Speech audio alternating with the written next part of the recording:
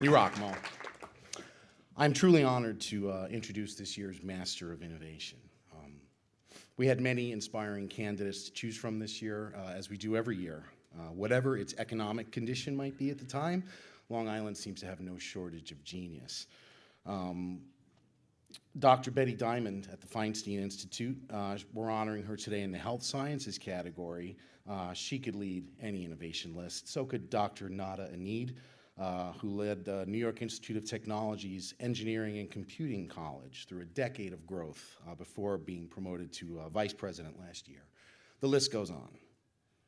But when Kamenicki came to me a few years ago and said, let's go do this thing, I'm pretty sure Mitch Maiman was who he had in mind. We went live in March 2015, and it took Mitch and his product design company almost 2 whole months to pop up on our still developing radar. When he did, we knew we'd met a winner. Exactly the kind of young, creative company that would benefit from a website like ours and also be able to help us fill it with really neat content. When I first interviewed Mitch, I just liked the guy right away. He wasn't a mad scientist, but he was an enthusiastic one. He got jazzed by inventiveness, and he loved digesting mechanical problems and conceptualizing unique solutions. The way his mind works, his contagious passion for innovation. For a journalist who is focusing on exclusively on the innovation economy, this kind of set a tone for me. It was an ideal sort of like what an innovator should be. Meanwhile, he and his partner, the equally bold Paul Severino, had launched this company in the teeth of the Great Recession, and they'd somehow brought it through. So obviously, this was a businessman worth knowing. Innovate Long Island readers have gotten to know him very well. Between Q&As, news features on intelligent product solutions, and the companies that benefit from IPS's inspired designs, and opinion pieces by Mitch himself, the man and his company have been featured on our website no fewer than 21 times since that first story in May 2015. Sometimes it's an amazing new product, the smart pill bottle that tracks prescriptions, or the beer box, which is a vending machine that'll actually, open your can for you. There's remote sensors that track well water quality in remote villages around the globe. There are many other excellent examples. Sometimes it's Mitch sharing his insider predictions of the year ahead in technology, or looking back on lessons he learned growing up behind the counter at the family pharmacy. Sometimes it's a big business deal, a consulting partnership with Arrow Electronics, or last year's acquisition by a Florida-based parent that opened intelligent product solutions to the world. And always, with his hand on the wheel, Mitch Maiman. Truly, this is what we envisioned for Innovate Long Island. A maker who builds it here, an entrepreneur who keeps it here, and a local success story that thrives on helping other Long Island innovators find their way. When a man says his biggest regret is becoming CEO of his company because it takes him out of the hands-on engineering loop, you get a pretty clear idea that they broke the mold with this one. A man who appears to be a master of all trades and a jack of none. Ladies and gentlemen, it's a true pleasure to introduce Innovate Long Island's 2019 Master of Innovation, my friend, the creative and clever Mr. Mitch Maiman.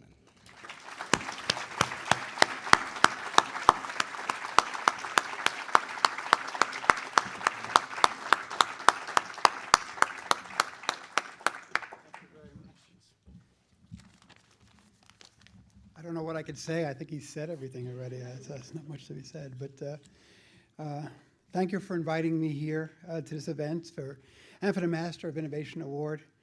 Special thanks to Greg Zeller and to Marlene McDonald at Innovate Long Island. Their website and newsletter are really valuable tools connecting those of us in the local technology world. I will say one other thing. I'm the oldest innovator in my company, and I'm proud to still be here. Unlike New York City, Silicon Valley, and other sort of highly concentrated environments, Long Island's technical community is very diverse and geographically dispersed. So we don't have the advantages, say, of New York City, where you could walk next door and see, 5 other startups, or go upstairs into the next floor, as I have with some of our clients. The the publication like Innovate Long Island is really the way we help glue things together, and it really gives a focus to Long Island's tech community. And we're really pleased and proud to be able to tell our stories on a regular basis through Innovate Long Island. So there's two ways to interpret the term master. One is to consider it the ultimate rank of personal achievement, a reflection of an individual's capabilities.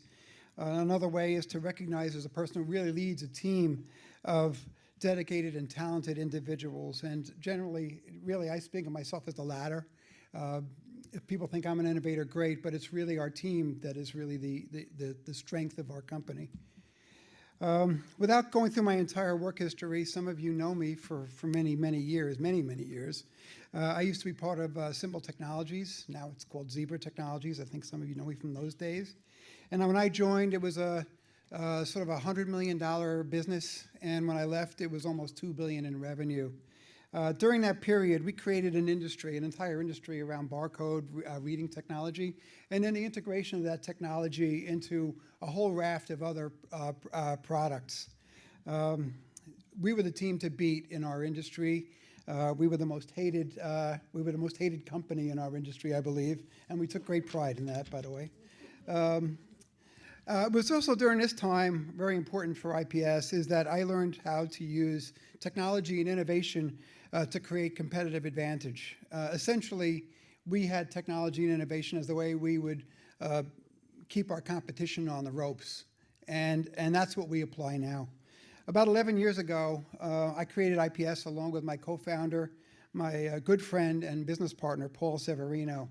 And the vision at the time which was totally unique, was that we wanted a company that could create technology-oriented products of all kinds for all different kinds of firms, large and small, from large, national and global clients to startups and even local inventors. We achieved this by bringing all of the necessary design and engineering talents together in one team under one roof. And today our staff is over 100 people. The realization of this vision is really the cornerstone of our business today, and our team also, though, our success is also really a function of the support we've gotten from both the local business community and from the universities as well. And let me talk about that for a moment. On the academic side, we've greatly benefited from our relationship with Stony Brook University, and especially with Yakov Shamash, whom most of you know, another of today's well-deserved award winners. When we started out, it was just me and my business partner in my upstairs bedroom, but we had to build a team, and the university was, really our pipeline for interns, and our entry-level people. And we also took great pride in that we were able to have our staff volunteer on a regular basis to support the student population on the campus. That's how we built our relationships with the student community. We bypassed the administration and the professors, and we went right to the students. But Yakov supported us in that. And we also now offer scholarships at Stony Brook University. We have 2 scholarships we offer each year to Stony Brook students in need. We've enjoyed similar relationships with NYIT, and we've got a growing relationship now with my alma mater, which is Hofstra University. On the business side, we have many clients, large and small, on projects of all different sizes. Not surprisingly, Zebra remains one of our largest clients. Over the years, we've created and carved a niche locally with startups and small and even mid-sized companies locally. A couple of companies that are local. Nomo Robo has been one of our clients, and Applied DNA is, of course, one of our clients. But others locally are, Spine Care Technologies, Ultrasound Solutions, Schoolwide, TheraCare, Brentronics, and DDC. By the way, you'll notice there's no one vertical for our company.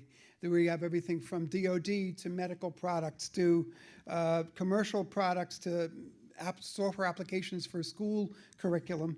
And on the large side, we do work, of course, for Zebra, but we're also doing work for Google, for Anheuser-Busch, and for BAE locally.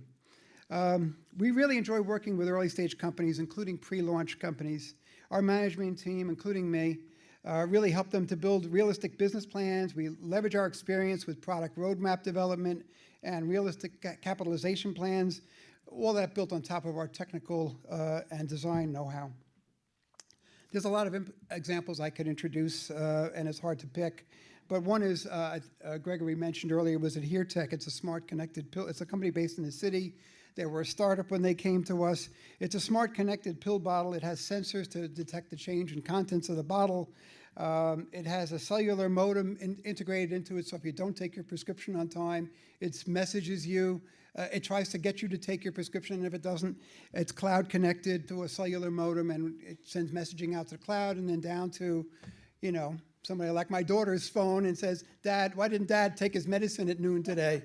But it's all about healthcare. It's about keeping people to take their prescriptions when they're supposed to take them, and in many cases, these are life and death medications. We started work with AdhereTech when really all they had was a very crude demonstration model. We completely redesigned it for the functionality and to help it get it productized. We helped them get regulatory approval. We got them cellular carrier certification and get their manufacturing rolling. When all was said and done, this client really leveraged all of our capabilities: industrial design, electrical engineering, firmware engineering, mechanical and software engineering, as well as our business development experience. After the launch, we helped them get a prestigious design award, and we also helped them get their product into an exhibit at the Cooper Hewitt Museum last year, which was focused on accessibility. AdhereTech at this point is not really an early stage startup anymore. They've shipped tens of thousands, and I don't know, I've lost track, maybe hundreds of thousands of these smart connected pill bottles already. I've lost count, and they just recently secured $1 gazillion of incremental funding that they probably didn't even need. By the way, AdhereTech innovation story doesn't end there. As those of us involved with innovation know, you can never stop. And unfortunately, I can't tell you about the new things we're doing with AdhereTech, but when I can, Gregory will get the call from us. There's other examples. One was mentioned by Gregory. It's called Beer Box. We did this for Anheuser-Busch. They have an innovation arm in the city called ZX Ventures. It's the innovation arm of Anheuser-Busch. And basically what it is, it's a smart, connected beer can vending machine that dispenses an open can of beer. And you might wonder, why do you have an open can of beer? It's because these are used in concert and sporting events, and if you know about the stadiums, you're not allowed to dispense an unopened can of beer. Hence, we had to open the can. It's recently been in trials in stadiums and entertainment venues all around the country. More recently, we just completed a digital signage for Compass Realty. They're local. They're a high-end realtor, and we use technology to provide property information to clients and agents through their cell phones interacting with the digital signage. This is one of the first projects, by the way, where we actually delivered finished product to the client, and that's one of the new things we're doing now, is not just designing product, but we're actually delivering finished goods. It's currently in field trials right now. And then there's Steinway, and Greg asks me, what can I tell you about Steinway? He asks me every couple of weeks, when can you tell me about Steinway? I'll tell you about one thing on Steinway, because it's something we did a couple of years ago. I can't tell you about the current one yet. But we take a Steinway baby grand piano when we have it Bluetooth connected. Steinway has a vast library of recorded music and video dating back to the 1930s. And if you buy a stereo grand piano or baby grand piano from Steinway, you have an app that runs on your phone, and you access the Steinway music library, and we replicate the original artist's style on that Steinway piano in your living room or wherever it may be. There's some real groundbreaking advances we've done in the newer generation machine. Piano. I can't tell you about them today. It's still very, very confidential, but you'll hear about it in Innovate Long Island as soon as we can talk about it. Before I go, there's a few words I'd like to say about the general, my view of the tech community on Long Island, and some of you may recall, when I was at Hofstra as an undergraduate, Long Island was a Defense Department powerhouse. We had, many tier one defense firms here. We had, Grumman, Fairchild Republic, AIL, Eaton, others. I was actually at Norton Systems for a while. And my whole goal when I was at Hofstra was I wanted to be part of that community. I wanted to be involved with the space program or, the next generation of what comes after the F-14. Alas, by the time I graduated, the wheels were really falling off the bus. And while Long Island still has a share of defense and aerospace activity, these aren't really the local dominant engine for, that it once was. So what will replace them? It's not going to be sort of just insular supermarkets and, not to take anything away from Stop and Shop and medical facilities. They're really within the most of them live within the community. They don't bring in outside economic value to the community. I will say the exception is Northwell, and I'm sure there's some Northwell folks here. They're doing a lot of innovation work now, and it's taking them beyond what we classically think of as a hospital system. So, I think part of the answer is still my old friends at Zebra. There's still a lot of innovation work going on there, and we're proud to still be part of that today, and they remain one of our largest customers. I think a lot depends on entrepreneurship and the startups. We don't know what companies or what kinds of companies are going to be the best shot, but I do believe that you have to plant many, many seeds. Reason is many will fail. Most will fail. Some will underachieve, but hopefully if you plant enough seeds, a few will rise to the top and become the anchor clients of the future, Long Island economy. I'm proud of IPS. We view ourselves as an important factor for some of our early stage clients. It's hard for us even to tell which ones will be the ultimate winners, but my associates and I love contributing our know-how and the benefits of our experience to these different companies. When a client comes to us with an unfocused vision or an incomplete product strategy, we help them to refine that vision.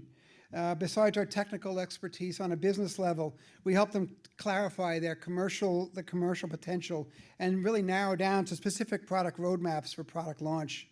And we help them with IP ideation to try to give them some critical breathing room for launching and generating revenues. Personally, I really enjoy coaching and mentoring these companies. Again, besides creative, innovative approaches for technical and product levels, I love sharing the benefits of my experience in launching and growing IPS, especially during the recession. That's a character building exercise, I'll tell you that. But the other thing is we get the benefit of the insights from like hundreds of startups that we work with over the years. So we see what works and what doesn't work. We're deep into the bowels of many, many companies, hundreds of companies' business plans and their product strategies. So we don't know, we can see and others can learn from our experience, and that's what we like to share. So once again, I'm grateful to Innovate Long Island for naming me this year's Master of Innovation. And I'd love to share the award with my amazing team. And we look forward to many more years providing innovation services to our local, regional, national, and global clients. Thank you very much.